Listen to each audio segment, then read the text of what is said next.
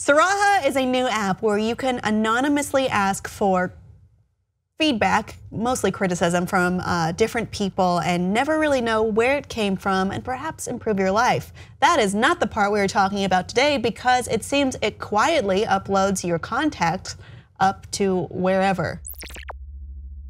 Which seems like it should be worrisome. This was discovered by Zachary Julian. He is a senior security analyst at Bishop Fox, and he noticed this when he installed Burp Suite, which is a software monitoring function on his phone, which intercepts internet traffic entering and leaving his device, allowing the owner to see what data is sent to remote servers away from the phone.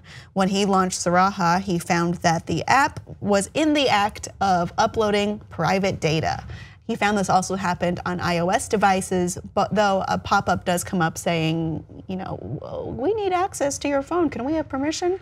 That's true. Access to your contacts is not the same as give us your contacts on a different storage area, which is probably the most important issue here. Yeah, so Sarahah initially didn't respond, but did after a while when a piece was published in The Intercept saying, well, this comes from Zain Al-Abidin Tawfiq, who is the app's creator, and he tweeted that the contacts functionality would be removed in a future release and that it had been intended for a sort of find your friends feature. He later said that the feature was stymied by, quote, technical issues, and that a partner who he has since stopped working with was supposed to remove it from the app, but, quote, missed that. He claims the functionality was, however, removed from the server and that Sarahah stores no contacts on its databases. This is very difficult, if not impossible, for people like Julian or ourselves to verify in any way. That's a pretty big mistake, to leave that in your software. Yeah. That'd be like the app asking you for your bank routing and account numbers and being like, hey, in the future we're gonna have microtransactions, but in the meantime, could you give us all your money so then we could just pull from that when we're ready to do microtransactions? It's fine, you can trust us, we're not gonna do anything with it.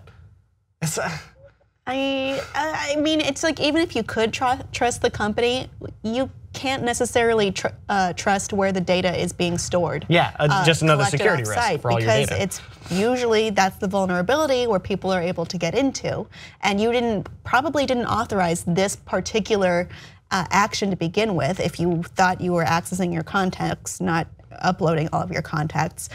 Some security analysts have found that this is, or have said that this is more common than you might think in apps, particularly free ones. Drew Porter, founder of Red Mesa, which is a security firm, said that this happens more than you would think. It's no longer that you have to worry about the data on your phone, it's that you have to worry about the data on your phone that's somewhere else, that you have no control over being compromised. It's not just, oh, this company can see my information, I'm okay with that. You have to think about the security of that company. He said even if users are willing to trust a piece of software with their address book data, there's many, many reasons why you shouldn't give that data over or permissions over. Or, I mean, these people didn't even give those permissions over. It was just something that happened and they claimed that they didn't mean to and it was fine. Android especially is having some problems with this. Just this week they flagged 7,000 apps for removal because they detected that they had malicious malware and data skimming software in them.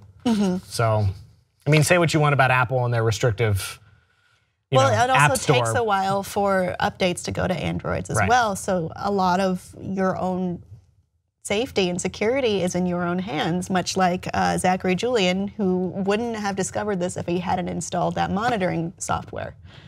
So yeah. That's quite an onus to put on the customer. I know it is. We should just be aware that you're gonna do not what you said you would do and not trust anyone. That's not fair. That's too much for the customer. Yeah. So yeah, Sarahah has said they're fixing it, but still it's hard to protect yourself as a customer. I mean, I don't really see a solution to this other than don't let anything access your contacts ever. It's hard to say. This security needs to be worked on. Apps need to do what they say they're going to do. Audience, do you use Sarahah? And do you use it to collect trolling? Tell us anonymously. Tell us with your real name and your contacts book below. And please like and subscribe for more.